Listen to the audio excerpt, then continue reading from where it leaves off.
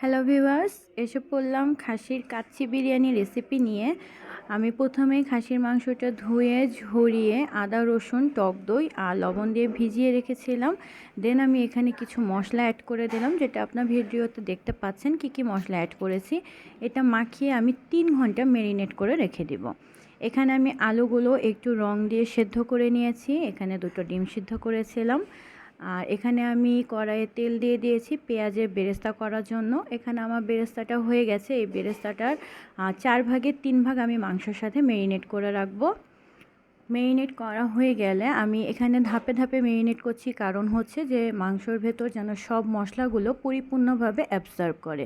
আমি এখানে বাসমতি চাল ব্যবহার করেছিলাম। চালের সাথে আমি এখানে দিয়েছি কাবাব চিনি, শাহি জিরা, গরম মশলা। চালটাকে আমি 1 ঘন্টার মতো পানিতে ভিজিয়ে রেখেছিলাম যেন চালগুলো বড় হয়।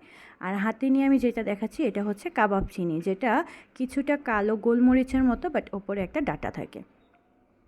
পেঁয়াজের বেরেস্তা করা তেলটার সাথে আমি মাংসগুলো দিয়ে দিলাম। এখন আমি এখানে স্টেপ বাই স্টেপ ফলো করছি। যেমন আমি এখানে মাংসের সাথে আলুগুলো দিয়ে দিয়েছি। দেন আমি চালটা সিদ্ধ করে সম্পূর্ণ চালটা আমি এখানে দিয়ে দিলাম। দিয়ে দেওয়ার পর আমি এখানে কিছু গুঁড়ো করা মশলা রেখেছিলাম যেটা বিরিয়ানির জন্য, ওটাও দিয়ে দিলাম। আর এই পানিটা যেটা দিচ্ছি সেটা হচ্ছে চালের সিদ্ধ করা পানি। দিয়ে দিলাম কিশমিশ, পেঁয়াজের বেরেস্তা। শুকনো মশলার মধ্যে ছিল জয়ফল, জয়ত্রী, গোলমরিচ।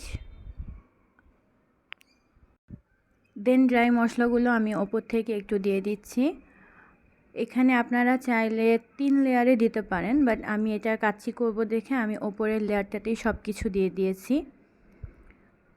তার মধ্যে আমি এখানে দিয়েছিলাম লিকুইড মিল্ক, সেটা আমি 1 কাপ পরিমাণ ব্যবহার করেছিলাম। পুদিনা পাতা অপশনাল, চাইলে দিতে পারেন, নাহলে স্কিপ করতে পারেন। লিকুইড মিল্কটা জাল করে আমি ওটার সাথে দিয়েছিলাম গোলাপ জল, আর দিয়েছিলাম খাবারের রং। ওটা চাইলে আপনারা জাফরান দিতে পারেন, আমার বাসায় জাফরান ছিল না তাই আমি দিতে পারিনি। আর গরম মিল্কের মধ্যে আমি এখানে ঘিটা অ্যাড করেছিলাম যেন এটা পুরোটা মেল্ট হয়ে যায়। এখন এই পুরোটা আমি সাইড দিয়ে পুরোটা ঢেলে নিব। এটা আপনার চালের সাথেও মিক্সড হবে প্লাস মাংসর সাথেও মিক্সড হবে। আমার সম্পূর্ণ প্রসেসিং শেষ। এখন আমি হাই হিটে এটাকে 10 মিনিট রান্না করে নিব। এখানে আমি কোনো রকম পানি ইউজ করিনি, জাস্ট হাফ কাপ পানি দিয়েছিলাম, চালের সিদ্ধ পানিটা স্মেলের জন্য। আমি ঢাকনা দিয়ে দিলাম, পরে অবশ্য আমি কাঁচের ঢাকনাটা উঠিয়ে ফেলেছিলাম। এখানে আমি ছিদ্রটা বন্ধ করে দিলাম লংয়ের সাহায্যে। তারপর আমি আটা দিয়ে এটা পুরোটা অফ করে রেখেছিলাম, কোনোভাবেই যেন এখান থেকে ধোঁয়াগুলো বের হতে না পারে। Finally my kacchi is done.